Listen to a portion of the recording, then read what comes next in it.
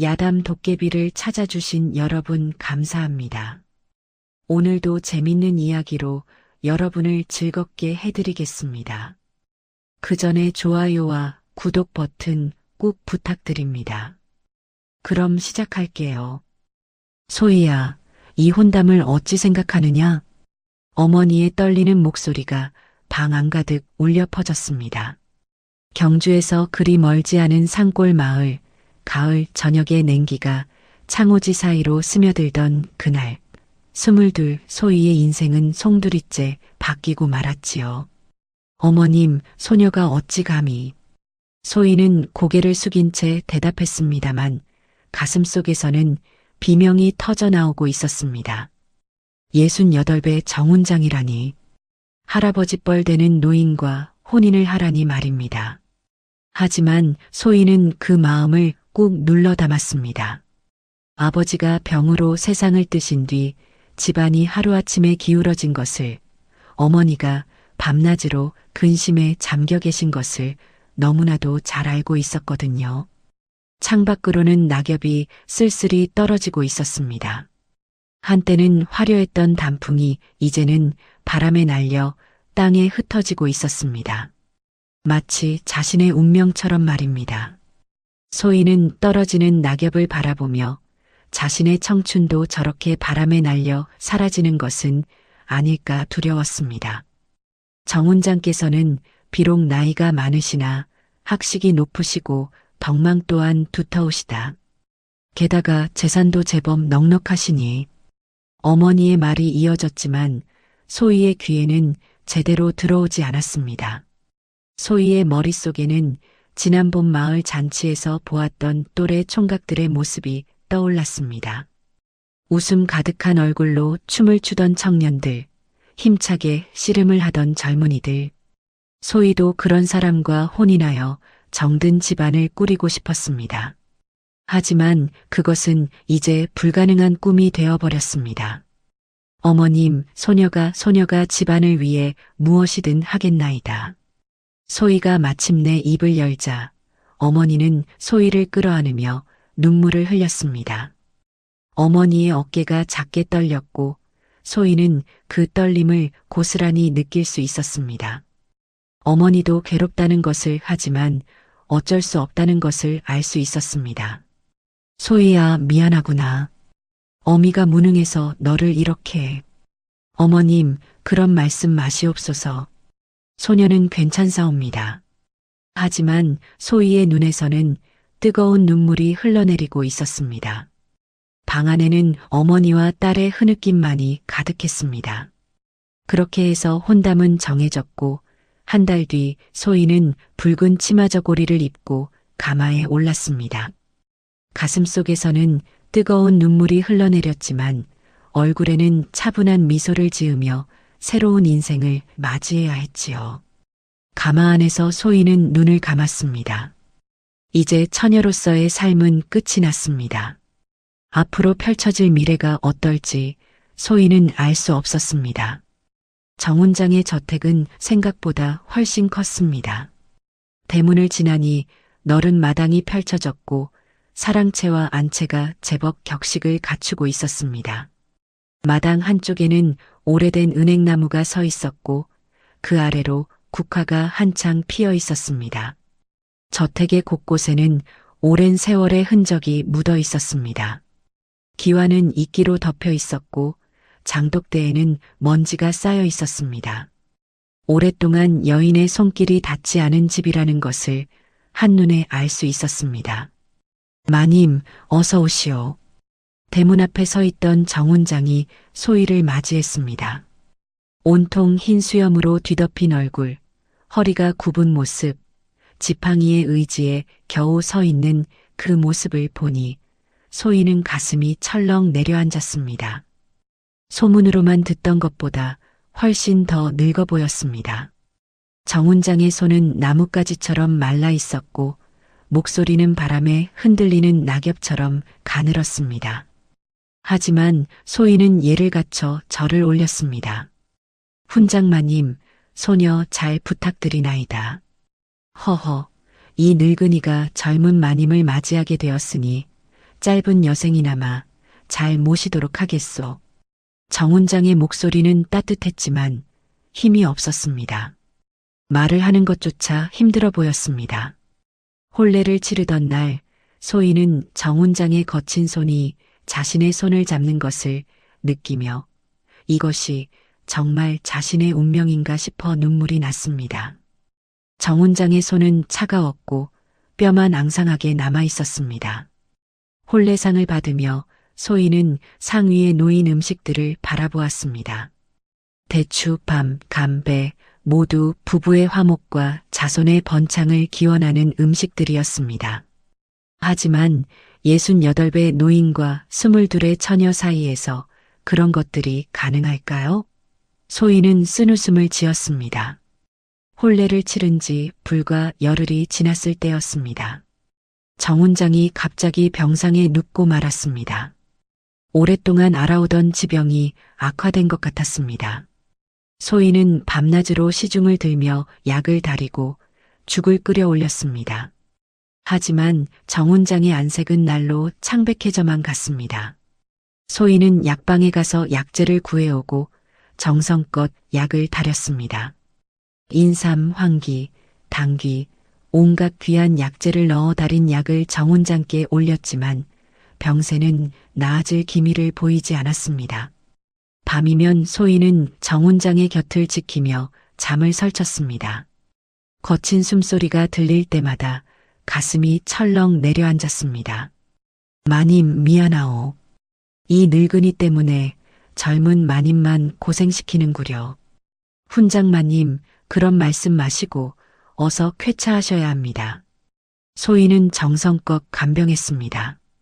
비록 사랑으로 맺어진 인연은 아니었지만 남편으로 맞이한 사람이었고 무엇보다 자신을 위해 재산을 내어준 은인이었으니까요. 하지만 한 달이 채 되기 전 정훈장은 조용히 눈을 감았습니다. 마님 부디 행복하시오. 아직 젊으시니 새로운 삶을. 이것이 정훈장의 마지막 말이었습니다. 소희는 그 말의 의미를 정확히 알 수 없었지만 정훈장이 자신의 미래를 걱정하고 있다는 것은 느낄 수 있었습니다. 22의 나이에 혼인한 지 한 달도 채 되지 않아 소희는 과부가 되고 말았습니다. 장례를 치르는 동안 소희의 눈에서는 눈물이 흘렀습니다. 슬픔과 안타까움, 그리고 앞으로 펼쳐질 막막한 미래에 대한 두려움이 뒤섞인 눈물이었습니다. 상여가 나가는 날 소희는 흰 상복을 입고 정훈장을 배웅했습니다. 마을 사람들이 모두 모여 조문을 했고 소희는 그들 앞에서 절을 올렸습니다. 한 달밖에 함께 살지 못했지만 소희는 정훈장의 아내였고 이제는 그의 미망인이었습니다. 장례를 마친 뒤 소희는 텅 빈 저택에 혼자 남게 되었습니다. 친척들은 모두 자신들의 일로 바빠 소희를 돌봐줄 사람은 아무도 없었습니다. 다행히 정훈장이 남긴 재산 덕분에 당장 굶을 걱정은 없었지만 이 넓은 저택을 혼자 관리하기란 여간 어려운 일이 아니었습니다. 밤이 되면 저택은 무서울 정도로 고요했습니다. 바람소리만이 처마를 스치고 어둠 속에서는 알 수 없는 소리들이 들려왔습니다. 소희는 이불 속에서 몸을 움츠리며 외로움과 두려움에 떨었습니다. 22의 나이에 과부가 되어 이 큰 저택에 혼자 남겨진 것입니다. 그때였습니다. 마님, 소인이 도와드리겠나이다. 대문 밖에서 한 사내아이가 나타났습니다. 17살쯤 되어 보이는 그 아이는 무영이라는 이름의 머슴으로 정훈장이 살아계실 때부터 집안일을 거들러 오던 아이였습니다. 키는 소희보다 약간 클 정도였고 얼굴에는 아직 어린 티가 많이 났지만 맑은 눈동자와 성실해 보이는 인상이 묻어났습니다. 무영아, 고맙구나. 내가 있어 참으로 다행이로다. 소희는 무영을 보며 안도의 한숨을 내쉬었습니다. 이 넓은 저택에 자신 혼자였다면 얼마나 외롭고 막막했을까요? 무영의 존재가 얼마나 고마운지 그때 소희는 절실히 느꼈습니다. 무영은 비록 어렸지만 집안일에는 제법 능숙했습니다.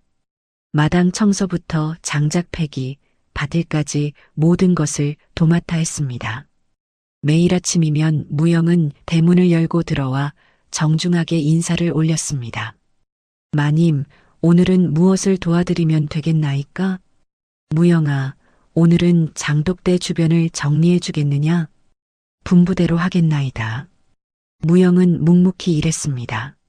소희는 안채에서 바느질을 하거나 책을 읽으며 시간을 보냈지만 가끔씩 창문 너머로 무영이 일하는 모습을 지켜보곤 했습니다. 땀을 흘리며 열심히 일하는 그 모습이 기특하기도 하고 한편으로는 측은하기도 했습니다. 무영은 부모 없이 자란 아이였습니다. 어려서부터 남의 집을 떠돌며 품팔이를 하다가 정훈장 댁에 정착하게 된 것이었습니다. 소희는 무영의 그런 처지가 안타까웠습니다. 자신도 일찍 아버지를 여의고 고생했지만 무영은 부모 모두를 잃고 혼자가 되었으니까요. 마님, 오늘 산에서 도라지를 캐어왔나이다. 약으로 쓰시면 좋을 듯 하옵니다. 그래, 정말 고맙구나, 무영아. 어디서 이런 좋은 것을 찾았느냐? 뒷산 깊은 곳에 도라지가 많이 자라고 있었나이다. 마님께서 드시면 기운이 나실 것 같아서 캐어왔나이다. 무영은 종종 산에서 약초나 나무를 캐어다 주었습니다. 소희가 기침을 하면 생강을 캐어오고 얼굴빛이 안 좋으면 대추를 따다 주었습니다. 그런 세심함에 소희는 점점 마음을 열어갔습니다. 이 저택에서 자신을 챙겨주는 사람은 무영뿐이었으니까요. 겨울이 다가오자 무영은 더욱 분주해졌습니다. 장작을 패어 쌓아두고 김장을 준비하고 담장을 수리하며 추운 겨울을 대비했습니다. 소희는 그런 무영의 모습을 보며 이 아이가 없었다면 자신은 어떻게 이 겨울을 보냈을까 생각했습니다. 무영아, 너는 부모님이 안 계시느냐? 어느 날 저녁 소희가 조심스럽게 물어보았습니다. 네, 마님. 소인의 부모님은 일찍 돌아가셨나이다. 소인이 7살 때 역병으로 두 분 다 돌아가셨지요. 그랬구나. 참으로 안타깝구나. 그 뒤로는 어떻게 살았느냐? 이 집 저 집 떠돌며 품팔이를 했나이다. 어떤 때는 밥을 얻어먹고 어떤 때는 헛간에서 잠을 자기도 했지요. 그러다가 훈장마님 댁에서 일하게 되었나이다. 무영의 목소리에는 슬픔이 묻어 있었습니다. 소희는 그의 처지가 자신과 비슷하다는 생각이 들었습니다. 둘 다 의지할 곳 없는 외로운 처지였으니까요. 무영아, 앞으로는 이 집이 내 집이다. 마음 편히 지내거라. 마님, 고맙나이다. 소희는 평생 마님의 은혜를 잊지 않겠나이다. 그렇게 한 해가 지나고 또 한 해가 흘러갔습니다. 계절은 여러 번 바뀌었고 소희와 무영은 그렇게 함께 시간을 보냈습니다. 봄이 오면 함께 밭을 일구고 여름이 오면 함께 더위를 식히고 가을이 오면 함께 추수를 하고 겨울이 오면 함께 눈을 치웠습니다. 그렇게 두 사람은 서로의 존재에 익숙해져 갔습니다. 그러던 어느 날 소희는 친정을 방문하기로 했습니다. 오랫동안 소식을 전하지 못했던 터라 어머니와 언니가 걱정하고 계실 것 같았거든요. 소희가 친정 대문을 들어서자 언니 소연이 반갑게 맞이했습니다. 소희야, 얼마나 보고 싶었는지 모르겠구나.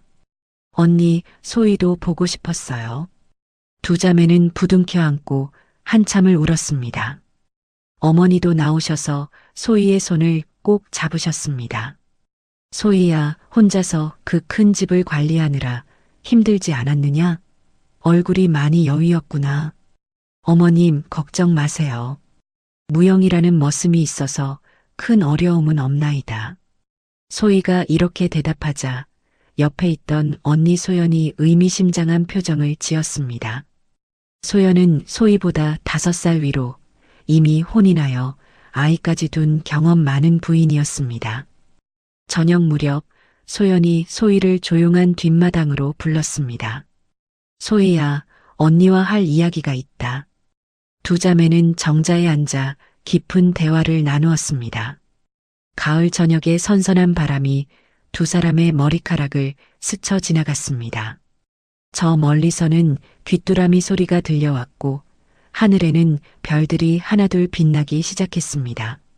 소희야, 너는 아직 24밖에 안 되었다. 그런데 벌써 과부가 되어 혼자 살고 있으니 얼마나 외롭겠느냐. 언니, 저는 괜찮습니다. 훈장마님께서 남겨주신 것들로 충분히 살 수 있어요. 소희야, 내가 말하는 것은 생활이 아니라 마음의 이야기다. 소연의 목소리에는 동생을 걱정하는 마음이 가득 담겨 있었습니다. 소희야, 세상 사람들은 과부는 죽을 때까지 혼자 살아야 한다고 하지만 그것이 과연 옳은 일일까? 너는 아직 젊고 아름다운데 평생을 외롭게 살아야 한단 말이냐? 소연의 말은 소희의 가슴에 깊이 스며들었습니다. 지금까지 한 번도 생각해 보지 않았던 문제였거든요. 소희는 과부가 된 이후 자신의 인생이 끝났다고 생각했습니다. 이제는 오직 정훈장의 제사를 모시고 조용히 살다 가는 것만이 자신의 운명이라고 여겼습니다. 하지만 언니, 체면이라는 것이 있지 않습니까? 과부가 재가를 한다는 것은 체면도 중요하지만 내 마음이 더 중요하다. 만약 내 마음에 누군가가 들어온다면 그것을 너무 무작정 거부하지는 말아라. 물론 신중해야 하겠지만 말이다. 소연은 소희의 손을 꼭 잡으며 말했습니다. 소연의 손은 따뜻했고 그 따뜻함이 소희의 가슴까지 전해지는 것 같았습니다. 그리고 소희야, 혹시 집에 있는 그 머슴 아이는 어떤 아이냐? 갑작스럽게 무영 이야기가 나오자 소희는 깜짝 놀랐습니다. 무영이요? 그냥 성실하고 착한 아이입니다. 그 아이가 너를 어떻게 대하느냐? 잘 모르겠어요. 그냥 머슴으로서 예의 바르게 대합니다. 소연은 소희의 대답을 듣고 빙긋 웃었습니다. 소희야, 사람의 마음이라는 것은 참 묘한 것이다. 때로는 가장 가까운 곳에 있는 사람을 미처 보지 못할 때가 있거든. 너무 성급할 필요는 없지만 열린 마음으로 세상을 바라보아라. 소희는 언니의 말이 무슨 뜻인지 정확히 알 수는 없었지만 가슴 한구석이 묘하게 설레는 것을 느꼈습니다. 그날 밤 소희는 언니의 말을 계속 되새겨 보았습니다. 잠을 이루지 못하고 뒤척이며 무영의 모습을 떠올렸습니다. 친정에서 돌아온 소희는 어딘가 모르게 달라진 시선으로 무영을 바라보기 시작했습니다. 언니의 말이 계속 마음에 남아 있었거든요. 그런데 정말 신기하게도 무영이 예전과는 다르게 보이기 시작했습니다. 언제부터인가 무영의 키가 훌쩍 자라 있었습니다. 처음 만났을 때는 소희보다 약간 큰 정도였는데 이제는 소희보다 한 뼘은 더 커 보였습니다. 어깨도 제법 넓어져 있었고 목소리도 더욱 굵어져서 완전히 어른 남자의 목소리가 되어 있었습니다. 마님, 오늘은 뒷산의 낙엽을 치우겠나이다. 무영이 이렇게 말할 때의 목소리는 이제 더 이상 어린아이의 목소리가 아니었습니다. 소희는 무영이 일하는 모습을 유심히 지켜보았습니다. 땀을 흘리며 빗자루로 마당을 쓸고 있는 무영의 뒷모습이 제법 듬직해 보였습니다. 등 근육이 옷 위로 드러나고 팔에는 힘줄이 선명했습니다. 언제 이렇게 자랐을까? 소희는 속으로 놀라며 생각했습니다. 그동안 자신이 얼마나 무영을 어린아이 취급했는지 새삼 깨닫게 되었거든요. 무영은 더 이상 그 어린 소년이 아니었습니다. 어느새 건장한 청년이 되어 있었습니다. 무영아, 잠깐 이리 와보아라. 네, 마님. 무엇을 도와드릴까요? 무영이 다가오자 소희는 그의 얼굴을 자세히 살펴보았습니다. 언제부터인가 턱에는 수염이 희미하게 돋아나 있었고 눈빛도 전보다 훨씬 깊어져 있었습니다. 피부는 햇빛에 그을려 건강한 밀색을 띠고 있었고 입술은 단단하게 다물어져 있었습니다. 내가 언제 이렇게 장정이 되었느냐? 소희의 말에 무영은 수줍게 웃었습니다. 마님께서 모르시는 사이에 시간이 많이 흘렀나 봅니다. 그러고 보니 너도 이제 20이 넘었겠구나. 네, 올해로 22이 되었나이다. 소희는 무영의 대답을 듣고 깜짝 놀랐습니다. 22이면 자신과 동갑이었습니다.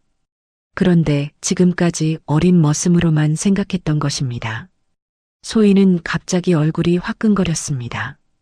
자신과 같은 나이의 남자를 그동안 어린아이처럼 대했다니 말입니다. 그렇다면 너도 장가갈 나이가 되었구나. 소희가 이렇게 말하자 무영의 얼굴이 순간 굳어졌습니다. 무영의 눈에는 알 수 없는 감정이 스쳐 지나갔습니다. 마님, 소희는 아직 그런 생각은 없나이다. 왜? 내 나이 정도면 장가갈 만하지 않느냐? 마을에 너를 좋아하는 처자도 있을 텐데. 소희는 이 집에서 마님을 모시는 것으로 충분하옵니다. 무영의 말에는 진심이 담겨 있었습니다. 소희는 그의 눈을 바라보며 무언가 다른 의미를 느꼈지만 그것이 무엇인지는 정확히 알 수 없었습니다. 무영의 눈빛이 너무나 진지했고 그 속에는 말로 표현할 수 없는 깊은 감정이 담겨 있었습니다. 그날 이후로 소희는 무영을 예전과는 다른 시선으로 바라보게 되었습니다. 무영이 밭에서 일할 때 흘리는 땀, 무거운 것을 들 때 드러나는 단단한 팔뚝, 그리고 자신을 바라볼 때의 진지한 눈빛까지 모든 것이 새롭게 다가왔습니다. 그리고 소의 자신도 모르게 무영 앞에서는 더욱 단정하게 몸가짐을 하게 되었습니다. 머리카락을 더 정성스럽게 빗기도 하고 옷도 더 깔끔하게 입게 되었습니다. 아침에 일어나면 거울을 보며 자신의 모습을 다듬었고 무영이 올 시간이 되면 마음이 두근거렸습니다. 그런 자신의 모습을 의식하면서도 소희는 그 이유를 정확히 알 수 없었습니다. 어느 날 저녁 소희는 마루에 앉아 달을 바라보고 있었습니다. 둥근 보름달이 하늘에 떠 있었고 마당에는 은은한 달빛이 내려앉아 있었습니다. 가을밤의 공기는 차갑고 맑았으며 하늘의 별들이 유난히 밝게 빛나고 있었습니다.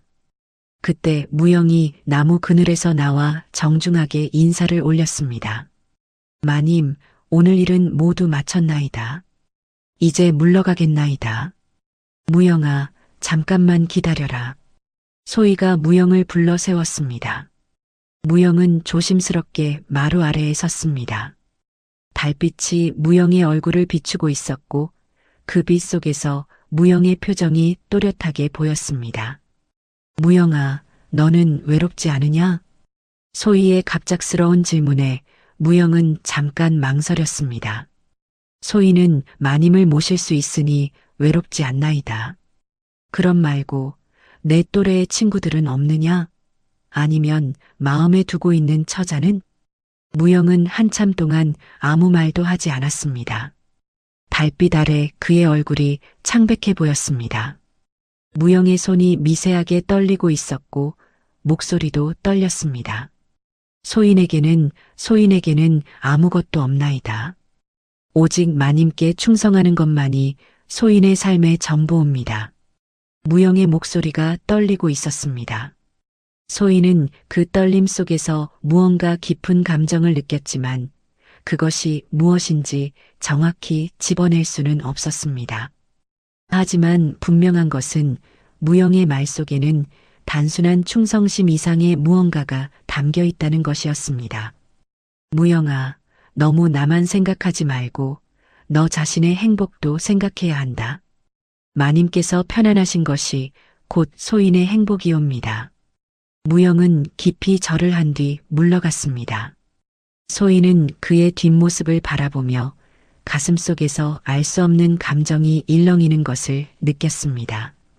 그것이 연민인지 아니면 다른 무언가인지는 알 수 없었지만 분명 이전에는 느껴보지 못했던 새로운 감정이었습니다. 그날 밤 소희는 잠을 이루지 못했습니다. 무영의 떨리는 목소리가 계속 귓가에 맴돌았고 그의 진지한 눈빛이 눈앞에 아른거렸습니다. 소희는 이불을 뒤집어 쓰고 한숨을 내쉬었습니다. 자신의 마음이 어디로 향하고 있는지 소희는 두려웠습니다. 가을이 깊어갈 무렵이었습니다. 마당에 은행나무 잎이 노랗게 물들어 떨어지고 산에는 밤송이가 주렁주렁 열렸습니다. 소희는 밤을 따러 뒷산에 올라가기로 했습니다. 밤을 따서 말려두면 겨울 내내 먹을 수 있었거든요. 집 안에만 있으니 답답하기도 했고 무영과의 미묘한 감정 때문에 마음이 복잡하기도 했습니다. 마님, 제가 함께 가겠나이다. 혼자 산에 가시면 위험하옵니다. 무영이 바구니를 들고 따라 나섰습니다. 두 사람은 함께 산길을 걸었습니다. 가을 햇살이 따사롭게 내리쬐고 여기저기서 새소리가 들려오는 평화로운 오후였습니다. 낙엽이 바스락거리는 소리가 두 사람의 발걸음과 어우러졌습니다. 산길을 오르며 소희는 무영의 뒷모습을 바라보았습니다. 무영은 길을 앞서가며 가시나무를 조심스럽게 치워주고 돌이 많은 곳에서는 소희의 손을 잡아 이끌어 주었습니다. 그 손길이 따뜻하고 든든했습니다. 저기 밤나무가 보이는구나. 소희가 손가락으로 가리킨 곳에는 밤송이가 가득 달린 나무가 서 있었습니다. 밤송이들이 가시를 세우며 나무 위에 주렁주렁 매달려 있었습니다. 마님, 소인이 올라가서 따드리겠나이다. 무영은 민첩하게 밤나무에 올라갔습니다. 소인은 나무 아래에서 무영이 밤송이를 따는 모습을 지켜보고 있었습니다. 무영의 움직임은 원숭이처럼 빠르고 능숙했습니다. 나뭇가지 사이를 휘휘 오가며 밤송이를 따서 아래로 떨어뜨렸습니다. 마님, 이 정도면 충분할까요? 무영이 바구니에 가득 담긴 밤송이를 내려다보며 물어보았습니다. 조금 더 따자. 위쪽에 더 좋은 것들이 있는 것 같은데. 소희의 말을 들은 무영은 더 높은 가지로 올라갔습니다. 소희는 무영이 너무 높이 올라가는 것이 걱정되었지만 무영의 능숙한 솜씨를 보고 안심했습니다. 그런데 바로 그때였습니다. 갑자기 무영이 발을 헛디디며 나무에서 떨어지고 말았습니다. 쿵! 무영이 바닥에 떨어져 일어나지 못했습니다. 나뭇가지가 부러지는 소리와 함께 무영의 몸이 땅에 부딪혔습니다. 무영아! 소희는 깜짝 놀라며 무영에게 달려갔습니다. 심장이 철렁 내려앉고 다리가 후들거렸습니다. 무영은 바닥에 누운 채 얼굴을 찡그리며 신음하고 있었습니다. 무영아, 어디가 아프냐? 정신은 차렸느냐? 소희는 무영의 얼굴을 어루만지며 다급하게 물어보았습니다. 무영의 얼굴이 창백해지고 있었고 이마에는 식은 땀이 맺혀 있었습니다. 마님, 다리가 아픈 것 같다옵니다. 무영의 목소리는 고통으로 떨리고 있었습니다. 소희는 황급히 무영의 다리를 살펴보았습니다. 다행히 심하게 부러진 것 같지는 않았지만 발목이 많이 부어올라 있었습니다. 발목이 이미 2배로 부풀어 있었고 붉게 물들고 있었습니다. 어떻게 하면 좋을까? 소희는 당황하며 주변을 둘러보았습니다. 깊은 산속이라 당장 도움을 청할 사람도 없고 무영은 일어날 수 없는 상태였습니다. 소희는 눈물이 날 것 같았습니다. 무영이 자신 때문에 다쳤다는 생각에 가슴이 아팠습니다. 마님, 괜찮사옵니다. 조금 쉬면 나을 것 같나이다. 무영이 억지로 웃으며 말했지만 얼굴이 창백해져 있어서 소희는 더욱 걱정이 되었습니다. 무영의 입술이 파랗게 질려 있었고 온몸이 떨리고 있었습니다. 안 돼. 이렇게 놔둘 수는 없다. 내가 마을에 가서 사람을 데려올게. 소희가 일어서려 하자 무영이 손을 내밀어 소희의 치마를 붙잡았습니다. 마님, 저를 두고 가시면 안 되옵니다. 혼자 계시면 위험하옵니다. 요즘 산에 멧돼지도 나온다고 하지 않았나이까? 그럼 어떻게 하란 말이냐? 소희는 난처한 상황에 빠졌습니다. 무영을 혼자 두고 갈 수도 없고 그렇다고 계속 여기 있을 수도 없는 상황이었거든요. 해는 점점 기울어가고 있었고 산속은 점점 어두워지고 있었습니다. 그때 저 멀리서 누군가가 다가오는 모습이 보였습니다. 소희가 고개를 돌려보니 산속에서 약초를 캐고 있던 한 노인이 다가오고 있었습니다. 머리와 수염이 모두 하얗고 손에는 지팡이를 짚고 있는 신성 같은 모습의 은자였습니다. 낡은 도포를 입고 있었고 등에는 약초 바구니를 메고 있었습니다. 이곳에서 무슨 일이 일어났는가? 노인이 다정한 목소리로 물어보았습니다. 목소리는 늙었지만 힘이 있었고 눈빛은 맑고 깊었습니다. 할아버지, 이 사람이 나무에서 떨어져 다쳤나이다. 어떻게 하면 좋을까요? 소희는 간절한 마음으로 노인에게 도움을 청했습니다. 노인은 무영의 상태를 자세히 살펴본 후 고개를 끄덕였습니다. 무영의 발목을 만져보고 맥을 짚어보고 눈동자를 살펴보았습니다. 다행히 뼈가 부러지지는 않았군. 하지만 기맥이 막혀서 기운이 제대로 돌지 않고 있다. 기맥이요? 그렇다. 이 젊은이의 몸속 기운이 막혀 있으니 이를 풀어줘야 한다. 떨어지면서 충격으로 기혈이 정체된 것이로다. 노인의 설명을 들은 소희는 고개를 끄덕였습니다. 그럼 어떻게 해야 하나이까? 특별한 방법이 있기는 하다만 부인께서 직접 해주셔야 한다. 제가요? 소희는 놀라며 되물었습니다. 그렇다. 이 젊은이와 가장 가까운 사람의 손길이 있어야만 막힌 기맥을 풀 수 있다. 다른 사람이 하면 효과가 없느니라. 노인은 소희에게 구체적인 방법을 알려주었습니다. 무영의 혈자리를 정확하게 눌러주고 따뜻한 기운을 전해주는 특별한 치유 의식이었습니다. 하지만 할아버지, 제가 남자의 몸을, 그것은... 소희는 얼굴을 붉히며 망설였습니다. 조선시대 규수로서 남자의 몸에 직접 손을 대는 것은 상상할 수 없는 일이었거든요. 더구나 상체를 드러낸 남자의 몸을 만진다는 것은 더더욱 금기였습니다. 부인, 이 젊은이의 생명이 위험할 수도 있소. 지금은 체면보다 사람의 목숨이 더 중요하지 않겠소?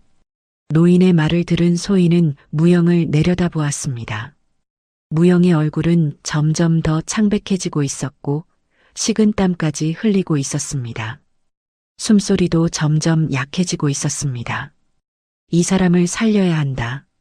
소희는 마침내 결심을 굳혔습니다. 무영이 없으면 자신은 어떻게 살아갈 수 있을까요? 무영은 자신에게 너무나 소중한 존재였습니다. 알겠나이다. 어떻게 하면 되나이까? 노인은 소희에게 자세한 방법을 설명해 주었습니다.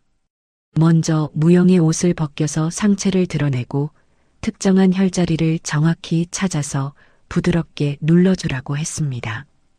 그리고 자신의 체온을 전달하여 막힌 기운을 풀어주라고 했습니다. 소희는 떨리는 손으로 무영의 저고리 끈을 풀었습니다. 손가락이 떨려서 제대로 풀리지 않았고 가슴이 두근거렸습니다. 무영의 상체가 드러나자 소희는 잠깐 숨이 멎을 뻔했습니다. 생각보다 훨씬 단단하고 건강한 무영의 가슴과 어깨를 보니 얼굴이 화끈거렸습니다. 무영의 가슴은 넓고 단단했으며 힘줄이 선명하게 드러나 있었습니다. 피부는 햇볕에 그을려 건강한 밀색을 띠고 있었고 땀방울이 맺혀 있었습니다. 소희는 자신도 모르게 숨을 멈추고 무영의 몸을 바라보았습니다. 부인, 자, 이 부분을 이렇게 눌러주시오. 노인의 지시에 따라 소희는 조심스럽게 무영의 가슴에 손을 올렸습니다. 무영의 피부는 생각보다 따뜻했고 심장 박동이 손바닥에 그대로 전해져 왔습니다. 쿵쿵 뛰는 무영의 심장 소리가 소희의 손끝으로 전해졌고 그 박동이 소희의 가슴까지 울렸습니다. 소희는 마음을 가다듬고 노인이 알려준 대로 무영의 혈자리를 차례대로 눌러주었습니다. 처음에는 어색하고 떨렸지만 무영의 고통스러운 신음소리를 들으니 그런 생각은 사라지고 오직 그를 낫게 해주고 싶은 마음뿐이었습니다. 천지, 천추, 관원, 이 혈들을 차례대로 눌러주시오. 소희는 노인의 지시에 따라 무영의 가슴과 배를 조심스럽게 눌러주었습니다. 무영의 근육이 손끝에 느껴졌고 무영의 체온이 소희의 손으로 전해졌습니다. 시간이 지나면서 소희는 점점 떨림이 가라앉았고 오직 무영을 치료하는 일에 집중했습니다. 이제 여기서부터는 더욱 조심스럽게 해주셔야 하오. 노인이 가리킨 곳은 무영의 명치 부근이었습니다. 이곳의 따뜻한 기운을 오래도록 전해주셔야 하오. 부인의 체온이 이 젊은이의 막힌 기맥을 뚫어줄 것이오. 단전에 막힌 기운을 풀어주는 것이로다.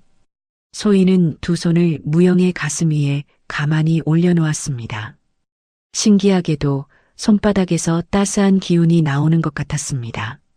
무영도 소희의 손길을 느끼고 있었는지 거친 숨소리가 조금씩 안정되어 갔습니다. 마님. 무영이 작은 목소리로 소희를 불렀습니다. 무영의 눈이 살짝 떠졌고 두 사람의 시선이 마주쳤습니다. 응, 무영아. 괜찮다. 곧 나을 거야. 소희는 다정한 목소리로 무영을 다독여 주었습니다. 이 순간 두 사람 사이에는 지금까지 느껴보지 못했던 특별한 감정이 흐르고 있었습니다. 소희의 손과 무영의 가슴이 닿아 있는 그 접촉점에서 무언가가 흐르고 있었습니다. 소희는 무영의 심장 박동을 손바닥으로 느끼며 이상하게도 자신의 가슴도 덩달아 빨리 뛰는 것을 알 수 있었습니다. 무영 역시 소희의 따뜻한 손길과 달콤한 향기에 마음이 흔들리고 있었습니다. 소희의 머리카락에서 풍기는 은은한 향기가 무영의 코끝을 간지렸고 소희의 부드러운 손길이 무영의 가슴을 따뜻하게 감싸주었습니다. 부인, 이제 마지막 단계요. 노인이 말했습니다. 이 젊은이의 이마에 입을 맞대고 생명의 기운을 불어넣어 주시오. 백해혈의 양기를 전해주어야 완전히 기맥이 뚫릴 것이오. 소희는 깜짝 놀라며 노인을 바라보았습니다. 입맞춤이라니 그것은 부부나 하는 일이 아닌가요? 그것만이 완전히 기맥을 뚫을 수 있는 방법이요. 주저하지 마시오. 소희는 한참 망설였지만 무영의 생명이 걸린 일이라 생각하며 천천히 무영의 이마에 가까이 다가갔습니다. 무영의 눈이 살짝 떠졌고 두 사람의 시선이 마주쳤습니다. 그 순간 소희는 무영의 눈에서 자신을 향한 깊은 애정을 읽을 수 있었습니다. 무영의 눈동자 속에는 사랑과 그리움, 그리고 간절함이 담겨 있었습니다. 소희는 조심스럽게 무영의 이마에 입술을 가져다 댔습니다. 따뜻하고 부드러운 감촉이 두 사람에게 전해졌습니다. 소희의 입술은 떨리고 있었고 무영의 이마는 뜨거웠습니다. 신기하게도 소희가 입맞춤을 하자마자 무영의 얼굴에 생기가 돌아왔습니다. 창백했던 얼굴에 혈색이 돌아오고 떨림이 멈췄습니다. 어라, 다리가 별로 아프지 않네요. 무영이 조심스럽게 일어나 보더니 정말로 아무렇지 않다는 듯이 걸을 수 있었습니다. 부어올랐던 발목도 가라앉았고 통증도 사라진 것 같았습니다. 정말 신기하구나. 할아버지, 고맙나이다. 소희가 노인에게 감사 인사를 드리려고 돌아보니 어느새 노인은 흔적도 없이 사라져 있었습니다. 어라, 할아버지가 어디 가셨을까? 소희는 주변을 둘러보았지만 노인은 보이지 않았습니다. 마치 신선이 나타났다가 사라진 것 같았습니다. 나무 사이로, 바위 뒤로, 어디를 둘러봐도 노인의 모습은 보이지 않았습니다. 마님, 정말 고맙나이다. 마님 덕분에 살았나이다. 무영이 깊이 절을 하며 말했습니다. 그런데 소인은 무영의 표정을 보며 이상한 느낌을 받았습니다. 방금 전까지 고통으로 신음하던 사람 치고는 너무나 멀쩡해 보였거든요. 얼굴에는 미소까지 떠오르고 있었고 눈빛도 맑았습니다. 무영아, 정말 아팠던 것이냐? 소희의 날카로운 질문에 무영은 잠깐 당황하는 기색을 보였습니다. 무영의 얼굴이 순간 굳어졌고 눈동자가 흔들렸습니다. 그게 설마 내가... 소희는 천천히 진실을 깨달아가고 있었습니다. 무영의 얼굴이 점점 붉어지는 것을 보니 분명 뭔가 숨기고 있는 것 같았습니다. 그리고 노인이 갑자기 나타났다가 사라진 것도, 너무나 정확하게 혈자리를 알려준 것도, 모든 것이 너무나 완벽했습니다. 무영아, 솔직히 말해보아라. 너 정말로 아팠던 것이냐? 소희가 다그치듯 물어보자 무영은 더 이상 숨길 수 없다는 듯이 고개를 숙였습니다. 마님, 죄송하옵니다. 역시 그랬구나. 내가 일부러 그런 것이지? 소희는 화가 났지만 동시에 어이없기도 했습니다. 자신이 완전히 속았다는 것을 깨달았거든요. 하지만 한편으로는 무영이 그렇게까지 자신에게 다가오고 싶었다는 사실에 가슴이 뛰기도 했습니다. 마님, 소인이 정말 죄송하옵니다. 하지만 무영은 말을 잇지 못하고 있었습니다. 무영의 얼굴은 온통 붉어져 있었고 눈에는 눈물까지 고여 있었습니다. 하지만 뭐야? 소인은 마님을 너무나 사랑하옵니다. 무영이 마침내 자신의 마음을 고백했습니다. 소인은 그 고백을 듣고 가슴이 쿵하고 내려앉았습니다. 무영의 고백을 들은 소인은 한참 동안 말을 잇지 못했습니다. 가슴이 두근거렸고 얼굴이 화끈거렸습니다. 무영이 자신을 사랑한다니, 그것도 이렇게 절박하게 말입니다. 무영아, 내가 일부러 꾸민 일이었구나. 그 노인도, 네, 마님. 소인의 친구가 도와준 것이옵니다. 소인은 마님께 제 마음을 전하고 싶었지만 감히 말씀드릴 용기가 없었나이다. 그래서 이런 방법을 쓴 것이옵니다.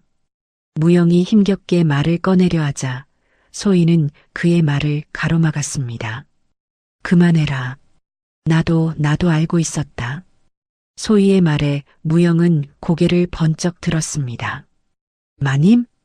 내가 바보가 아닌데 내 마음을 어떻게 모르겠느냐? 내가 나를 바라보는 눈빛, 나를 대하는 태도, 모든 것에서 내 마음이 느껴졌다.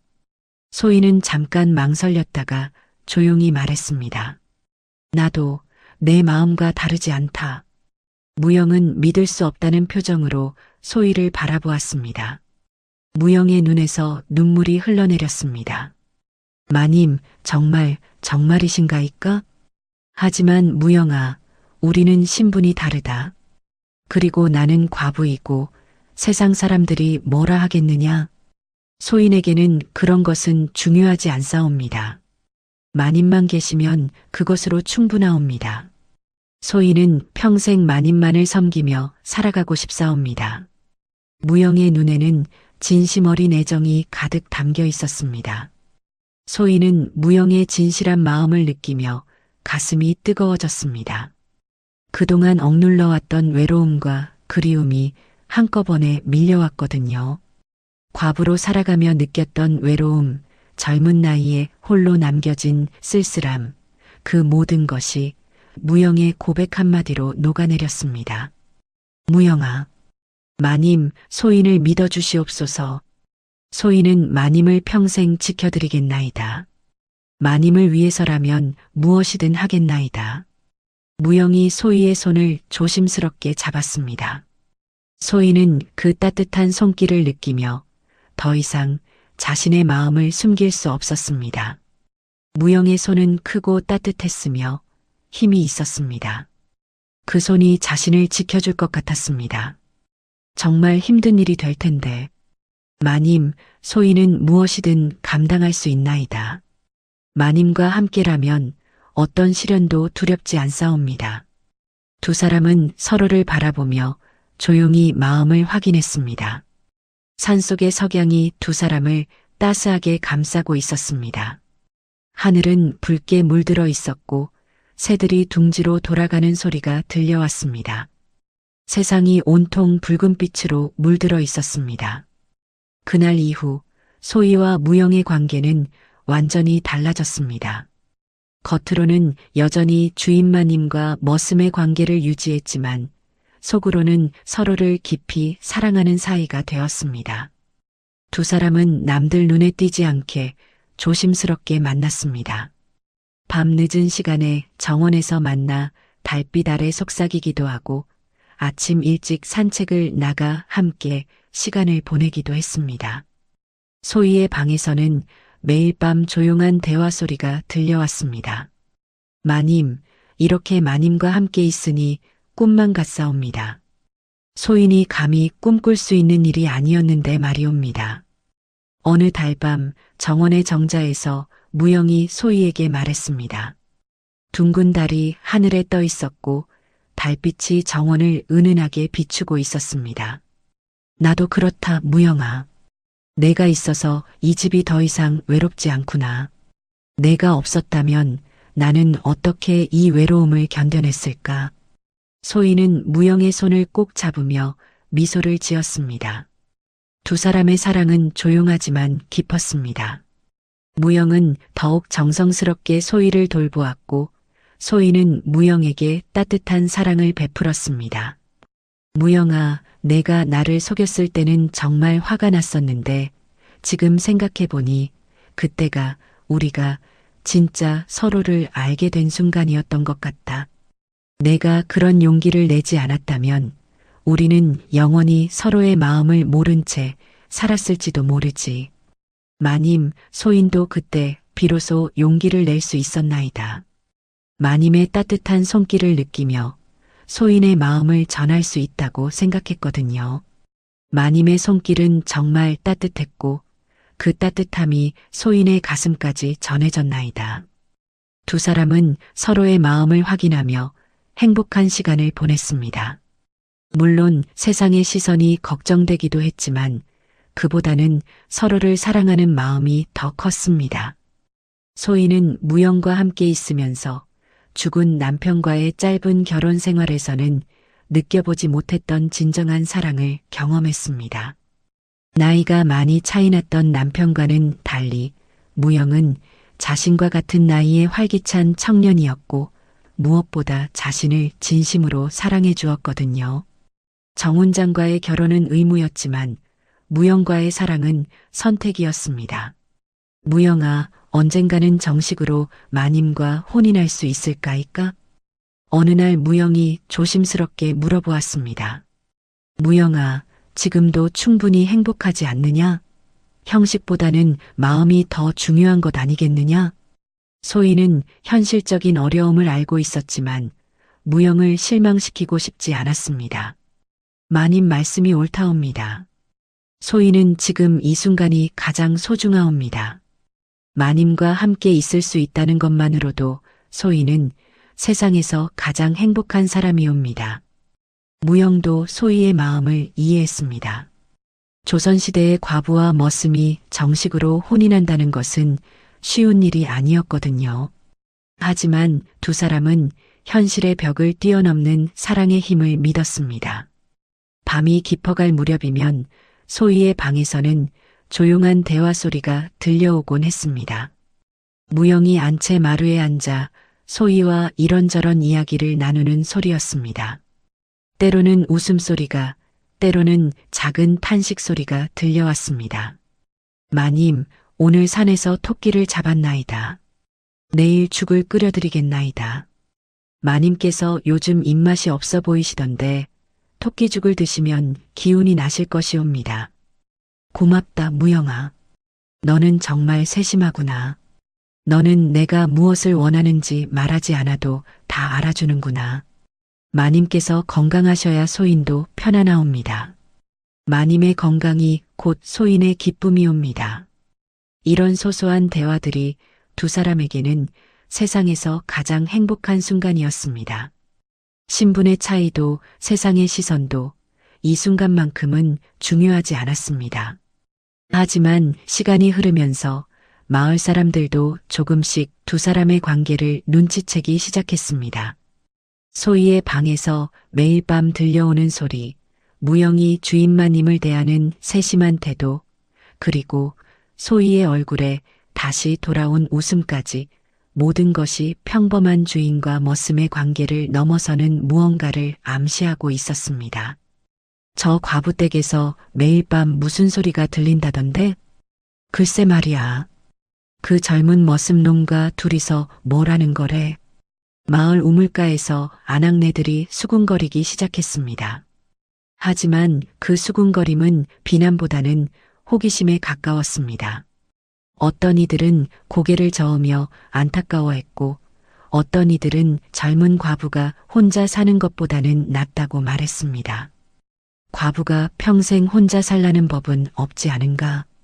그래도 신분이 다른데 신분이 뭐 그리 중요한가? 사람 마음이 더 중요하지. 마을 사람들의 의견은 엇갈렸습니다. 하지만 대부분은 소희와 무영을 향한 비난보다는 안타까움과 이해의 마음이 더 컸습니다. 소희의 언니 소연도 소문을 듣고 동생을 찾아왔습니다. 소희는 언니 앞에서 솔직하게 자신의 마음을 털어놓았습니다. 언니, 저는 무영이를 사랑하게 되었어요. 소희가 고백하자 소연은 한참 동안 아무 말도 하지 않았습니다. 그러다가 천천히 입을 열었습니다. 소희야, 언니가 그때 했던 말 기억하느냐? 내 마음에 누군가가 들어온다면 그것을 무작정 거부하지 말라고 했던 말이다. 네, 언니. 그 말씀 때문에 제가 용기를 낼 수 있었어요. 언니가 아니었다면 저는 제 마음을 알아채지도 못했을 거예요. 하지만 소희야, 세상 사람들의 시선이 편하지만은 않을 것이다. 과부가 머슴과 사랑을 한다는 것은 사람들이 쉽게 받아들이지 못할 수도 있다. 알고 있어요, 언니. 하지만 저는 무영이 없이는 살 수 없어요. 무영이는 저를 진심으로 사랑해주고 저를 위해 무엇이든 하려고 하는 사람이에요. 정훈장 마님과의 결혼은 의무였지만 무영이와의 사랑은 제 선택이에요. 소연은 동생의 진지한 표정을 보며 고개를 끄덕였습니다. 그렇다면 언니는 내 편이다. 하지만 신중하게 행동해야 한다. 세상은 아직 준비가 되어 있지 않으니까 천천히 조심스럽게 나아가거라. 고맙습니다, 언니. 언니의 이해가 있었기에 제가 이렇게 용기를 낼 수 있었어요.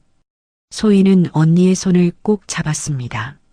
언니의 이해와 지지가 얼마나 큰 힘이 되는지 알 수 있었습니다. 그런데 어느 날 마을에 큰 소문이 돌기 시작했습니다.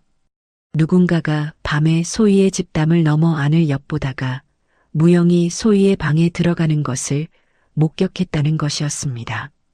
그리고 그 사람이 본 것은 단순히 두 사람이 대화를 나누는 모습이었지만 소문은 점점 과장되어 퍼져나갔습니다. 과부가 머슴과 정을 통한다더라.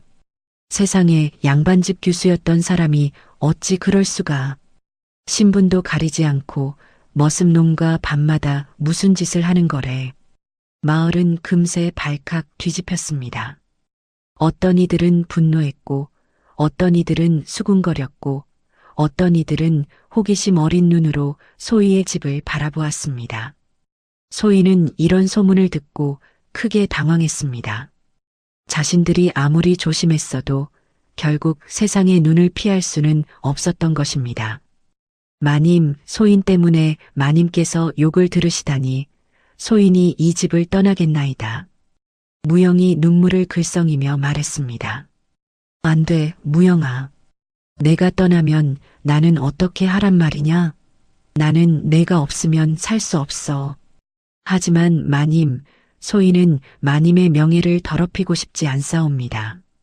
소인 때문에 마님께서 고통받으시는 것을 참아 볼 수 없나이다. 무영아, 내 명예보다 중요한 것이 바로 너다. 내가 없으면 나는 살 수 없어. 명예가 뭐 그리 중요한가? 사랑하는 사람과 함께 있는 것이 더 중요하지. 소인은 무영을 꼭 끌어안았습니다. 두 사람은 서로를 붙잡고 한참을 울었습니다. 그때 마을의 원로들이 소희의 집을 찾아왔습니다. 마을에서 가장 존경받는 어른들이었습니다. 소희는 두려운 마음으로 어른들을 맞이했습니다. 소의 마님, 저희가 이렇게 찾아온 것은. 소희는 두려운 마음으로 어른들을 맞이했습니다. 분명 자신을 질책하러 온 것이라 생각했습니다. 마님, 저희는 마님과 무영이의 사정을 다 알고 있소. 마님께서 과부가 되어 얼마나 외로우셨겠소.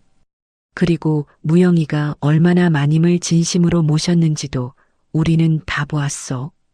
그 아이가 얼마나 충실하게 마님을 섬겼는지 마을 사람들이 다 알고 있어. 소희는 깜짝 놀랐습니다. 질책이 아니라 이해의 말이 나올 줄은 몰랐거든요. 물론 세상에 법도라는 것이 있고 신분의 차이라는 것도 있어. 하지만 두 사람이 진심으로 서로를 아낀다면 그것을 누가 막을 수 있겠소? 사랑하는 마음을 어찌 신분으로 가를 수 있겠소? 정말이신가이까? 다만 형식을 갖추는 것이 좋겠소. 무영이를 정식으로 양자로 들여서 신분을 올려주시오. 그렇게 하면 세상 사람들도 더 이상 뭐라 하지 못할 것이오. 양자로 삼으면 비록 혈육은 아니지만 법적으로는 같은 가문이 되는 것이오. 원로들의 제안에 소희는 눈물을 흘렸습니다. 세상이 생각보다 따뜻하다는 것을, 진심은 통한다는 것을 깨달았습니다. 마을 사람들도 이미 두 분의 관계를 알고 있어. 처음에는 놀라기도 하고 수군거리기도 했지만 두 분이 서로를 진심으로 아끼는 것을 보고 마음이 움직였소. 무영이가 마님을 섬기는 모습, 마님께서 다시 찾으신 웃음, 그 모든 것이 진심에서 우러나온 것임을 우리는 알고 있어. 원로들은 소희와 무영에게 축복을 전하고 돌아갔습니다. 소희와 무영은 서로를 꼭 끌어안고 감격의 눈물을 흘렸습니다. 그로부터 한 달 뒤 소희는 무영을 정식으로 양자로 드리는 의식을 치렀습니다. 마을 사람들이 모두 모인 가운데 무영은 소희의 양자가 되었고 신분도 상민에서 양반으로 올라갔습니다. 물론 형식상으로는 양자였지만 마을 사람들은 모두 두 사람의 진짜 관계를 알고 있었습니다. 의식은 정훈장의 사당 앞에서 열렸습니다. 무영은 새로운 옷을 입고 소희 앞에 무릎을 꿇었습니다. 마을 원로들이 지켜보는 가운데 무영은 소희를 어머니로 모시겠다는 서약을 했습니다. 하지만 모두가 알고 있었습니다. 이것이 단순한 양자의식이 아니라 두 사람의 사랑을 세상이 인정하는 순간이라는 것을 말입니다. 축하하네, 소희 마님. 이제 더 이상 외롭지 않겠구먼. 고맙습니다. 마을 어른들의 은혜를 평생 잊지 않겠습니다. 의식이 끝난 후 마을 사람들은 떡과 술을 나누며 두 사람을 축복했습니다. 처음에는 수군거렸던 사람들도 소희와 무영의 진심을 확인한 후로는 마음을 열었습니다. 저 젊은이 참 효자로구먼. 매일 마님을 위해 정성을 다하더라고. 그러게 말이야. 저런 사람을 만난 소의 마님도 복이 있어. 처음에는 좀 그렇다 싶었는데 두 사람이 서로를 진심으로 아끼는 것을 보니 마음이 움직이더라고. 사람들의 말이 변하기 시작했습니다. 비난은 칭찬으로, 수군거림은 축복으로 바뀌었습니다. 그날 밤 소희와 무영은 정원의 정자에 앉아 달을 바라보았습니다. 둥근 보름달이 하늘에 떠 있었고 마당에는 은은한 달빛이 내려앉아 있었습니다. 무영아, 우리가 정말 이렇게 행복해도 되는 것일까? 소희님, 이제는 제가 마님이라 부르는 것이 맞을지, 소희님. 무영이 처음으로 소희를 이름으로 불렀습니다. 소희는 그 소리에 가슴이 뭉클해졌습니다. 무영아, 나를 그렇게 불러주니 좋구나. 이제 우리는 정말 서로의 것이구나. 소희님, 저는 평생 소희님만을 사랑하겠나이다. 소희님께서 저를 받아주신 이 은혜를 평생 잊지 않겠나이다. 나도 그렇다, 무영아. 내가 내 인생에 들어와 준 것이 얼마나 큰 축복인지 모르겠다. 두 사람은 서로의 손을 꼭 잡고 달을 바라보았습니다. 세상의 편견과 신분의 차이를 뛰어넘어 마침내 진정한 사랑을 이룬 것입니다. 시간이 흐르면서 소희와 무영의 이야기는 마을을 넘어 더 멀리 퍼져나갔습니다. 사람들은 두 사람의 사랑 이야기를 전하며 진실한 마음이 얼마나 아름다운 것인지를 깨달았습니다. 옛날 경주 근처 어느 마을에 젊은 과부와 머슴이 살았다는데 그 두 사람이 어떻게 되었다고? 신분의 차이를 뛰어넘어 진정한 사랑을 이루었다지. 마을 사람들도 처음에는 수군거렸지만 결국에는 두 사람을 축복해 주었다고 하네. 참으로 아름다운 이야기로구나. 소희와 무영은 그렇게 함께 살아갔습니다. 겉으로는 양어머니와 양아들이었지만 속으로는 진정한 부부였습니다. 두 사람은 서로를 아끼고 사랑하며 행복한 나날을 보냈습니다. 어느 날 소희의 언니 소연이 다시 찾아왔습니다. 소희야, 내가 다시 웃음을 찾은 것 같아서 언니가 정말 기쁘다. 언니 말씀대로 열린 마음으로 세상을 바라보니 새로운 행복을 찾을 수 있었어요. 언니가 아니었다면 저는 평생 외롭게 살았을 거예요. 그래, 소희야. 사람의 행복은 남들이 정해주는 것이 아니라 자신이 찾아가는 것이란다. 너는 용기를 냈고 그 용기가 너를 행복으로 이끌었다. 소연은 동생의 손을 꼭 잡았습니다. 그리고 무영을 바라보며 말했습니다. 무영아, 우리 소희를 잘 부탁한다. 내가 소희를 진심으로 사랑한다는 것을 언니도 알고 있다. 네, 형님. 소희는 평생 소희님을 지켜드리겠나이다. 소희님의 웃음을 지켜드리는 것이 소희의 삶의 목적이옵니다. 무영이 깊이 절을 하며 대답했습니다. 세월이 흘러 소희와 무영은 함께 늙어갔습니다. 두 사람의 머리에는 하얀 머리카락이 돋아났고 얼굴에는 주름이 생겼지만 서로를 바라보는 눈빛만큼은 여전히 젊음으로 가득했습니다. 소희님, 저와 함께 해주셔서 고맙습니다. 소희의 인생에서 가장 아름다운 시간이었나이다. 무영아, 나야말로 내가 있어서 행복했다. 내가 없었다면 나는 외로운 과부로 평생을 살았을 거야. 두 사람은 여전히 정원의 정자에 앉아 달을 바라보며 젊은 시절의 추억을 이야기했습니다.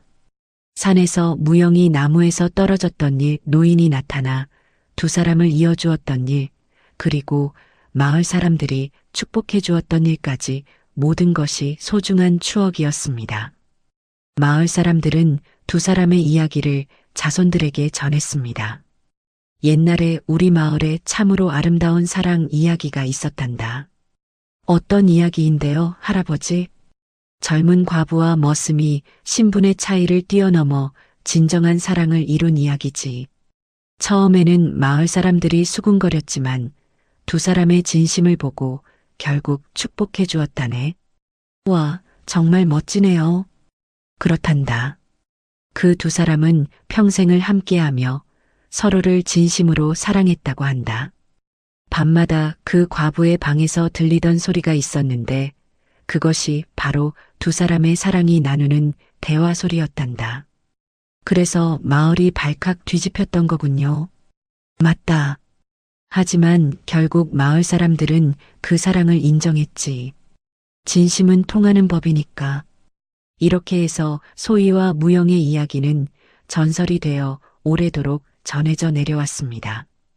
세상의 편견과 신분의 차이를 뛰어넘어 진정한 사랑을 찾아간 두 사람의 이야기는 많은 이들에게 용기와 희망을 주었습니다.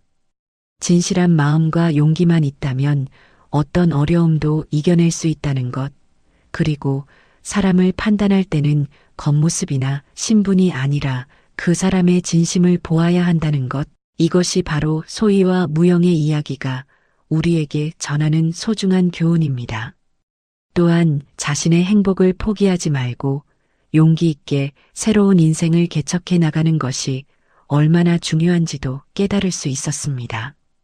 소희는 과부라는 신분에 갇혀 있지 않고 새로운 사랑을 선택했습니다. 무영은 머슴이라는 신분에 주저앉지 않고 사랑하는 사람을 위해 용기를 냈습니다. 그리고 마을 사람들은 편견을 버리고 진심을 알아보는 지혜를 보여주었습니다. 이 모든 것이 합쳐져서 아름다운 사랑 이야기가 완성되었습니다. 달빛이 소희와 무영을 비추고 두 사람은 여전히 서로의 손을 꼭 잡고 있습니다. 그들의 사랑은 영원히 계속될 것입니다. 젊은 과부의 방에서 매일 밤 들리던 소리는 바로 진실한 사랑의 속삭임이었습니다.